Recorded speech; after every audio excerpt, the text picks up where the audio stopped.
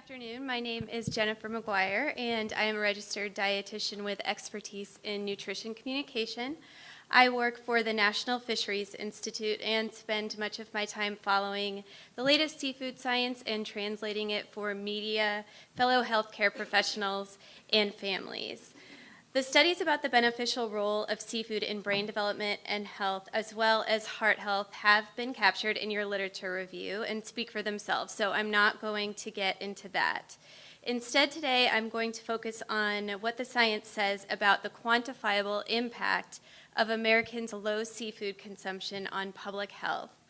Starting at the beginning, pregnant women in this country eat less than 2 ounces of seafood per week. This is less than 1/4 of the 2015 Dietary Guidelines recommendation to eat 8 to 12 ounces or 2 to 3 servings of seafood each week during pregnancy.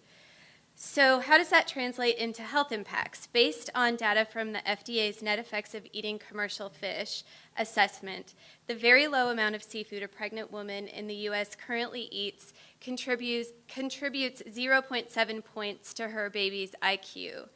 While that's certainly better than nothing, she can boost her baby's IQ by 3.2 IQ points by eating the recommended amount of seafood. Unfortunately, the low seafood intake that most expecting moms eat in this country leaves 2.5 IQ points on the table per baby for a population-wide loss of about 9.5 million IQ points annually. Moving on to the impacts of seafood deficiency on heart health, a December 2019 study published by PLOS Medicine estimated the annual heart disease and type 2 diabetes cost in the U.S. associated with suboptimal intake of 10 food groups. These included things like fruits, vegetables, seafood, nuts and seeds, grains, sugar-sweetened beverages, sodium, all of the food groups that y'all are looking at. Researchers found the second largest contributor to cost is low consumption of seafood omega-3s, accounting for $1.27 billion in heart disease costs per year. Researchers conclude the mean consumption of seafood in the U.S. is extremely low, and thus there is much to gain from an increase to ideal levels of consumption. As you create your report, I implore you to keep in mind not only what the science shows about the health benefits of eating certain foods, but the relative magnitude of those benefits. Thank you.